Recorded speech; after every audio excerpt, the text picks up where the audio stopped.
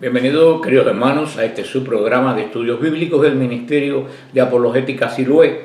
Mi nombre es Fran Morera y con Jorge Garzón en los controles vamos a continuar hoy nuestro estudio de Job.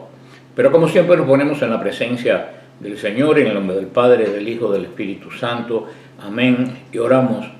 Padre bueno, como siempre te pedimos la asistencia del Espíritu Santo, que venga sobre mí, sobre todos los que hacen posible este programa, sobre quienes lo van a recibir, que abra nuestra inteligencia, nuestro corazón al poder de su santa palabra, que esta venga como con María y habite en nosotros y nos capacite para poder entender y construir el reino de Dios.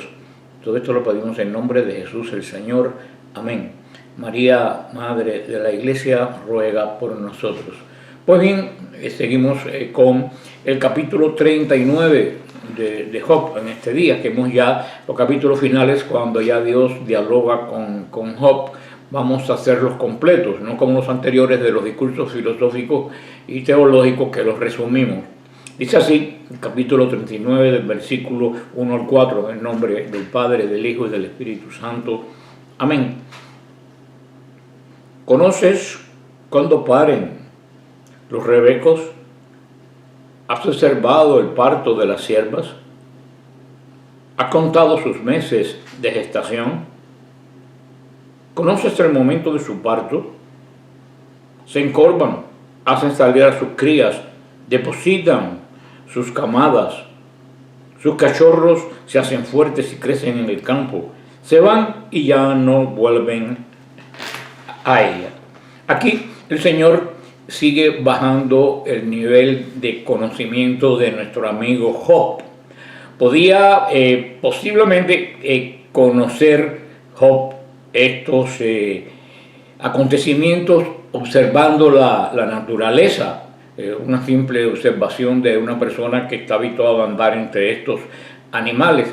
Sin embargo, incluso parece que a este nivel el conocimiento de Job estaba bastante bajo. Era una persona de alta posición, posiblemente se haya criado así. Las crías de una cabra montés, que es lo que menciona aquí como rebeco, a diferencia de nuestros bebés, de los niños cuando nacen, los niños necesitan años de cuidado para que aprendan a ponerse de pie y caminar correctamente, un año, a veces que hasta 2 años para poder caminar correctamente. La cría de las cabras monteses, en cuanto nacen, a los pocos minutos se ponen a retozar, a correr. Aunque Job no conocía estos principios del orden natural, al mismo tiempo tenía que admitir, o es lo que el Señor le quiere entender, que el orden natural parecía que funcionaba bien, que nunca se alteraba, que podemos decir lo que se habla hoy del ADN, de la genética, que por siglos de siglos, cada animal nace exactamente con la misma configuración en cuanto a la capacidad, como en el caso que pone de ejemplo de un niño y el bebé de una cabra montés. Todas estas preguntas llevaban a Job a meditar de una gran verdad. Era como para que Job pensara: veo que el mundo hecho por Dios funciona con un tremendo orden y una tremenda sabiduría. Entonces, para que Job se preguntara: ¿puedo yo negar la sabiduría del gobierno de Dios? ¿O puedo yo negar la sabiduría del orden de Dios solo porque hay cosas en mi vida que yo no puedo entender? Es una gran pregunta, porque aquí viene la otra. O en vez de poner en duda algo particular, cuando veo la grandeza de Dios en todos los campos, podría confiar en este Dios que ordena tantas cosas maravillosamente bien. Aquí Dios sigue recordando a Job cómo crece, cómo maduran estos animales. Es un diseño del orden natural, queridos hermanos, y por eso el Señor hace pensar a Job. ¿Tú diseñaste eso? ¿Ni siquiera te has dado cuenta conscientemente de eso? Vamos a ver el versículo 5 al 8. Como ven, todas son, como hemos hablado anteriormente, preguntas retóricas para hacer pensar a Job. Es la mejor forma de didáctica es hacer preguntas retóricas. Muchas veces los temas que yo pongo en Facebook, en Fran Morera Defensa de la Fe, yo hago preguntas didácticas y la gente piensa que son preguntas para contestarme y se ponen a contestarme cuando yo les digo no me contesten. Son preguntas para que tú medites y saques tu propia conclusión. Porque cuando uno saca su propia conclusión, eso se queda grabado ya en tu conciencia, porque fue un proceso psicológico que tú llevaste para llegar a entender algo. Y ya lo comprendiste y se queda ahí. No que cuando es algo que aprendes de memoria, la memoria te falla y se te olvida totalmente. O sea, el Señor tiene una manera didáctica preciosa de enseñar que todos deberíamos imitar. Cristo lo utilizó. Vamos a ver el versículo 5 al 8. Dice así: ¿Quién puso en libertad al onagro y quién desató al asno salvaje? Le he dado la estepa por casa y la tierra salitrosa por moradas. Se ríe del bullicio de la ciudad, no oye los gritos de los arrieros. Explora las montañas donde está su pasto y anda buscando cualquier mata verde. Tampoco nuestro amigo Job tenía conocimiento de estos hechos. Tenía menos poder sobre los animales porque no los conocía. El Señor le está diciendo, estas cosas pertenecen a mí y no pertenecen a ti. Uno, y posiblemente esto no lo sepan ustedes, yo lo entendí cuando lo estuve estudiando, uno de los animales más admirados del mundo del Antiguo Testamento era el asno montés. Era el asno que prácticamente vivía libre a su ritmo en los riscos, en las montañas. Fue un cumplido y fue una promesa de una libertad tremenda cuando el ángel le declaró a Ismael. Recuerden, Ismael, el hermano de Isaac, hijo de Abraham. Eso lo vemos en Génesis 16, 12. Cuando el ángel le dijo que Ismael se iba a convertir en un tipo de asno montés.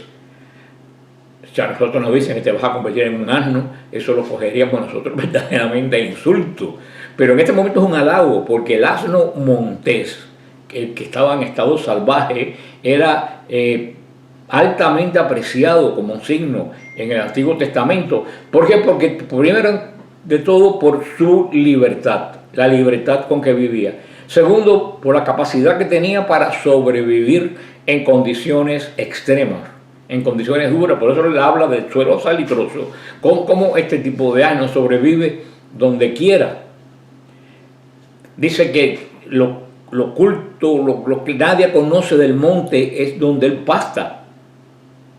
Dios sabía cómo vivía y cómo era provisto el asno montés. Le vuelvo a decir a Job, algo tan simple como eso yo lo sé y tú no lo sabes. Le hace como recapacitar, porque una criatura tan débil e inofensiva como es el asno montés, es un animal relativamente pequeño, relativamente débil, y es indomable, dificilísimo de cazar, dificilísimo de entrenar, cuando hay leones y tigres salvajes que se han sido domados. ¿Cómo llega a haber una diferencia tan grande entre el asno manso, el que está en relación con las cazas y el trabajo, y el asno montés, siendo de la misma especie? Le está diciendo estas cosas a Job. Tú las sabes, dime, tú las sabes. Tú me estás preguntando que quieres saber cosas profundas que tú no entiendes, pero las simples las entiende tú. Ahora el versículo 9 al 12, y dice así: ¿Querrás servirte el toro salvaje? ¿Le harás dormir junto al pesebre? ¿Podrás uncirlo junto a los surcos para que labre los valles tras de ti? ¿Te fiarás de él por ser muy fuerte? ¿Le confiarás tus tareas? ¿Estás seguro de que volverá para amontonar el grano en la era, nadie dudaría, efectivamente, de que Job era más inteligente que un búfalo. Eso no hay duda. Sin embargo, un búfalo no le iba a servir en cuanto de criatura como pudiera ser el asno de la casa, un ejemplo. No le iba a servir a Job, no le iba a obedecer a Job, siendo Job mucho más inteligente. ¿Por qué? Porque Job carecía tanto de conocimiento como de dominio del mundo natural. Aquí hablo un poco de esta traducción búfalo, que no es una traducción muy buena, y otros lugares peor ponen en Biblias antiguas unicornio. No sé de dónde salió esa palabra. Este animal que minta aquí es en realidad un animal temible y poderoso, un animal que ya se extinguió, era conocido como Uros. Por eso es que era muy temible, mucho más que un búfalo. Mira que los búfalos son grandes e imponentes, y cuando se ponen en movimiento, quítate. Este animal todavía era más poderoso que un búfalo. Y por supuesto un unicornio, que los unicornios no existen. Entendiendo la naturaleza temible de este animal que acabamos de mencionar, el Señor aquí utiliza una especie de sentido del humor con Job. Cuando uno se pone a imaginar a Job usando, por ejemplo, un rinoceronte para arar en el campo. Imagínense a alguien arando el campo con un rinoceronte. Eso es lo que el Señor le está diciendo a Job. Tú lo puedes hacer, Job. Y tú me estás preguntando a mí, que fue quien diseñé todo eso. Y todo eso el Señor no lo podía preguntar a nosotros.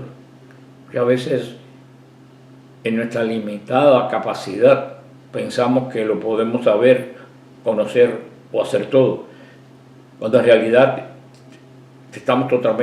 somos seres limitados.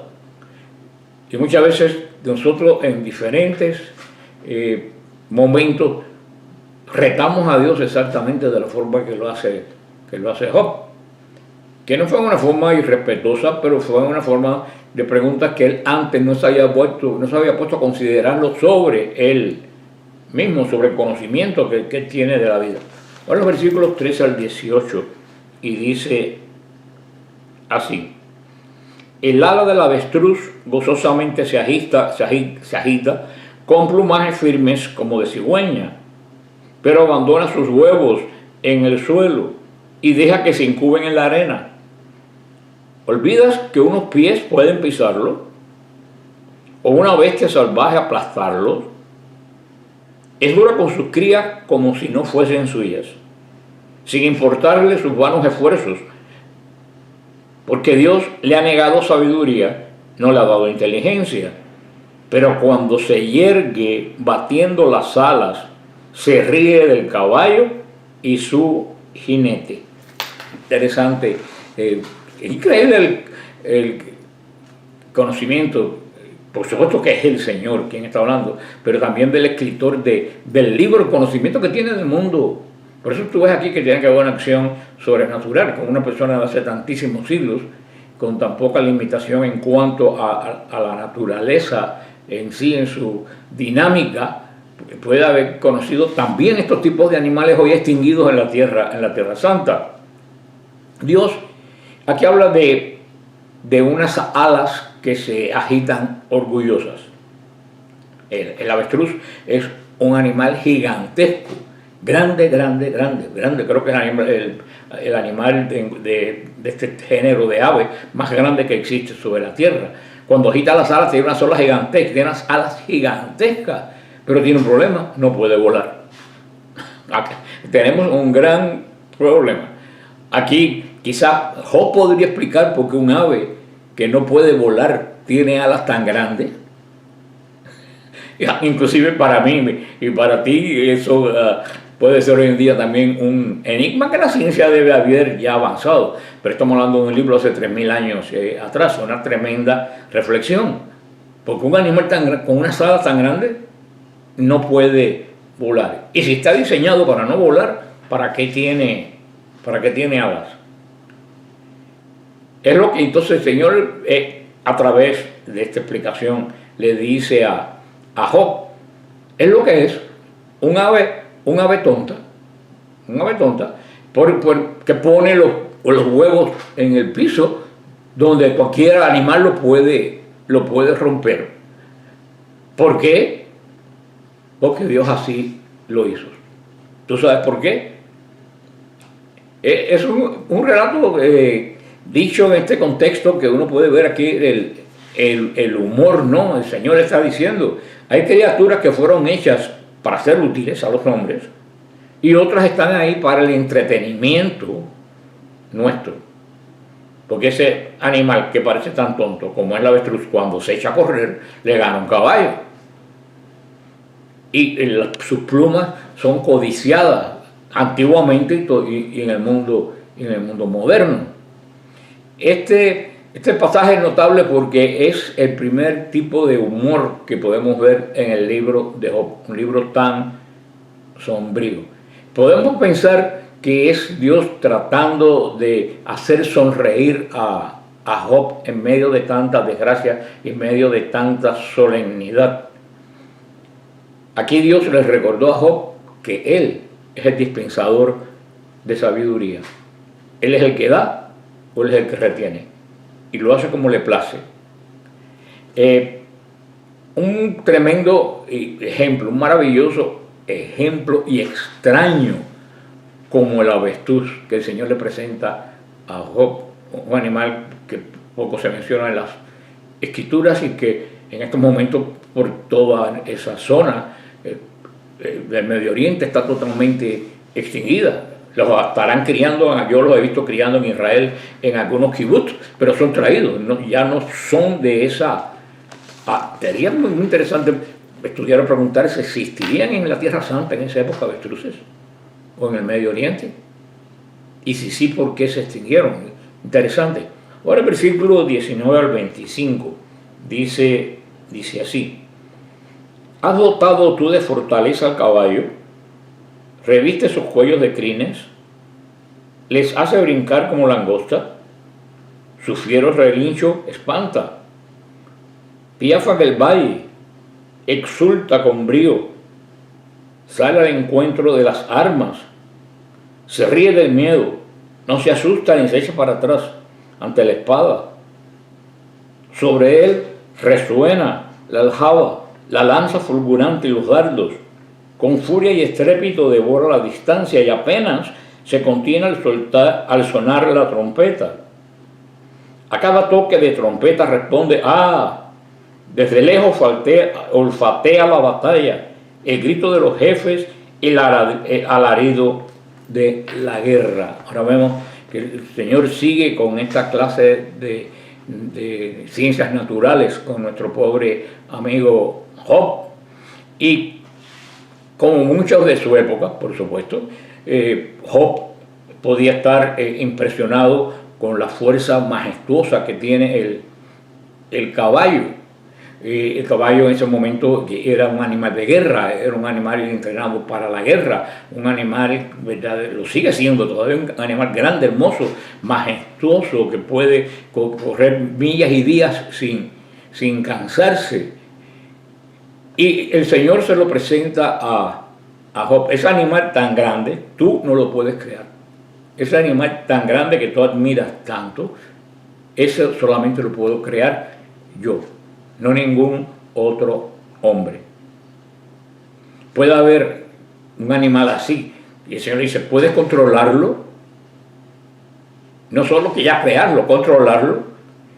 Incluso la montura que mejor hecha y el animal mejor domado puede romper, y lo vemos en los días de hoy en las carreras, gente que inclusive se han matado porque se les rompe, o el caballo hace que se rompa las cinchas, lo que lo tiene pues amarrado. O sea que ni siquiera eso está bajo el control del hombre.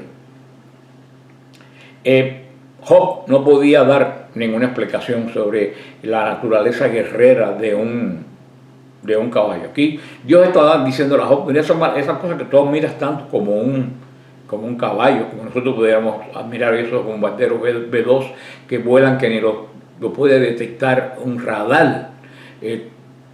Y le está diciendo el Señor, todo eso y más lo he diseñado yo.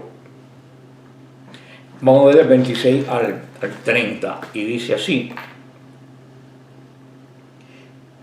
consigue tu pericia que vuela el gavilán, extendiendo sus alas hacia el sur. Se remonta el águila por orden tuya para poner su nido en lo más alto. En la roca fija su morada y reposa en el picacho de la roca más inaccesible. Desde allí acecha su presa. Sus ojos otean desde lejos. Sus polluelos sorben la sangre. Donde hay cadáveres, allí se posa. Esto termina este diálogo donde el Señor está haciendo una especie de examen de conciencia a Job basado en preguntas retóricas, no para que Job conteste. Fíjense que Job no contesta. Job oye. Cuando en una clase, algún tipo de didáctica, se hacen preguntas de este tipo, no es para que ustedes contesten, sobre todo si es un retiro o una práctica grande, es para que ustedes piensen, para que ustedes esas preguntas se las presenten ustedes mismos y tú recapacites sobre eso que te está diciendo, y no solo recapacites, saques tu propia conclusión. Por eso es tan interesante esta forma de enseñar del Señor a través de este tipo de preguntas que se llaman preguntas retóricas, que no se espera respuesta, sino razonamiento lógico. Después de considerar el Señor muchísimos animales terrestres y la sabiduría y el misterio que los rodea, ahora Dios se refiere a un ave majestuosa, al gavilán. Job no sabía explicar y mucho menos crear la mecánica de vuelo de esta ave. Hermanos, pasaron millones de años para que el hombre pudiera hacer algo parecido a un ave, los aviones modernos. Pero tuvieron que pasar miles de años para crear lo que el Señor hizo en un momento.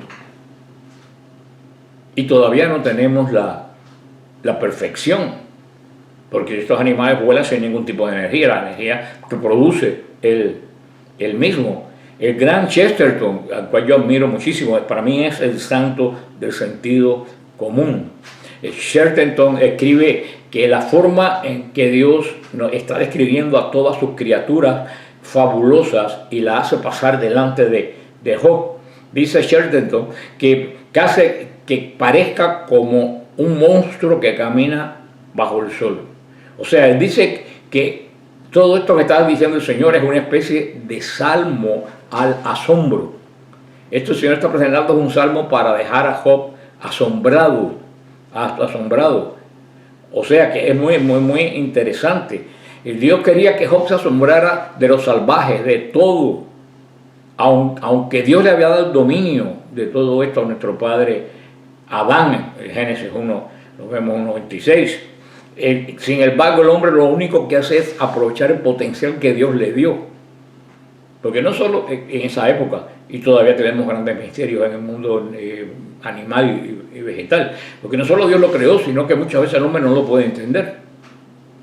O sea, esto es para hacernos pensar a él y a nosotros. ¿Pudiera Job, después de oír todo esto, tener control absoluto de los misterios que pasan en la vida de él, cuando no tiene control? Y ahora pudiéramos decir de otra forma diferente. Tú y yo usamos el internet. ¿Tú sabes cómo funciona el internet? ¿Tú sabes por qué medio extraño que para nuestros abuelos hubiera sido magia? Tú me estás viendo a miles de kilómetros de aquí, y me vas a ver otro día diferente diciendo lo que yo en este momento estoy diciendo ahora. A lo mejor me puedo poner mañana y tú me ves. ¿Tienes tu conocimiento del internet que tú usas? No, tú lo usas y no tienes conocimiento de él. De la televisión, como yo estaba viendo la misa del Papa el otro día aquí sentado en mi casa, de algo que ocurre a miles de kilómetros de otro lugar, y lo veo como si estuviera ahí, o muchas veces mejor. Podemos hacer esas preguntas retóricas de las cosas que tenemos alrededor, queridos hermanos. Aún cosas sencillas como el motor del carro. A ustedes serán mecánicos, pero para mí, el motor de mi carro es un misterio más grande que la Santísima Trinidad. Yo, si se rompe el carro y abro el capó, la tapa y miro lo que hay adentro, lo único que puedo hacer es echarme a llorar porque yo no tengo la menor idea de qué sirve ni una tuerca allá adentro. Estamos rodeados de misterios, inclusive hoy, y no podemos desentrañarlo. Pudiera parecer que Dios estaba siendo duro con Job, pero uno debe comparar lo que Dios le dijo a Job con lo que los acusadores de Job pensaban que Dios debía decirle. Si ustedes se recuerdan en todo esto que hemos hablado, Dios no vino a Job como juez, Dios no vino a Job ni siquiera como policía, Dios vino a Job como maestro, como se va a presentar Jesús de Nazaret, como un maestro, no a juzgar, a enseñar al que no sabe. Y un maestro atractivo, un maestro divertido, un maestro que te hace razonar, porque un maestro que no te haga razonar no es un buen maestro. Hoy en día el problema, yo había hablado con amigos, familiares míos, el problema que tenemos es que a los muchachos no los enseñan a razonar. Yo me acuerdo que cuando yo era muchacho yo peleaba y decía, pero ¿por qué? ¿Qué necesidad tengo yo de estudiar cálculo? Si yo no lo voy a usar en mi vida, ¿qué necesidad tengo yo de estudiar cálculo? Y ahora después de viejo me doy cuenta que el cálculo me enseñó a razonar. Hoy en día los muchachos no se saben ni las tablas de sumar, multiplicar. Si un día sacaban las computadoras y las sumadoras y estas máquinas de sumar y restar, ni hasta yo se me ha olvidado ya hacerlo. Y con el tiempo se nos olvidará escribir. Escribir en cuanto a escritura corriente.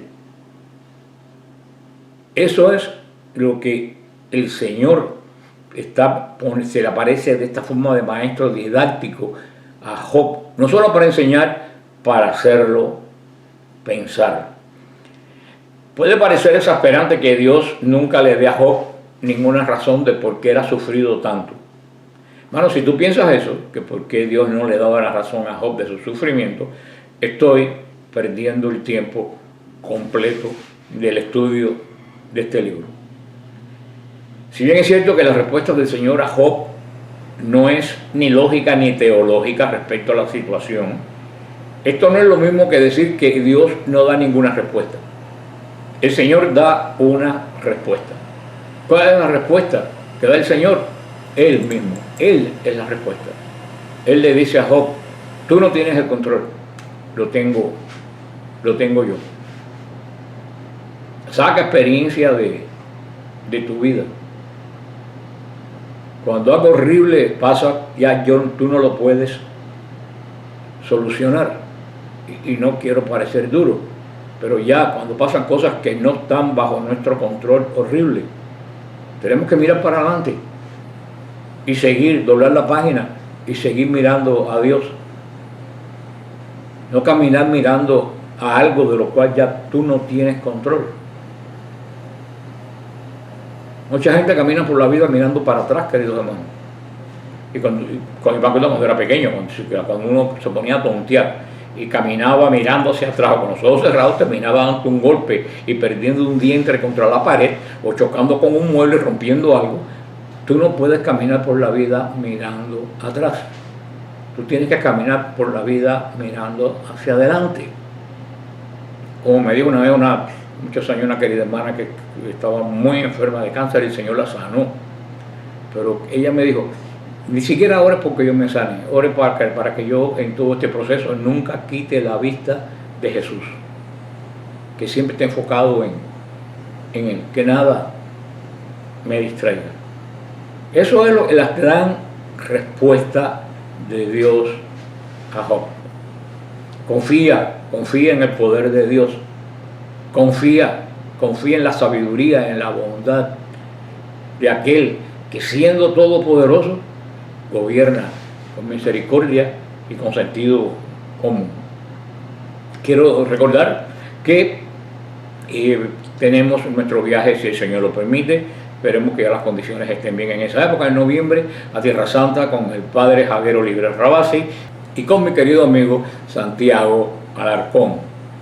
Toda la información, absolutamente toda la información está en nuestro web peregrinacionessiloe.com. Fíjate, Peregrinaciones Siloe, juntos pero con 2 S, peregrinacionessiloe.com.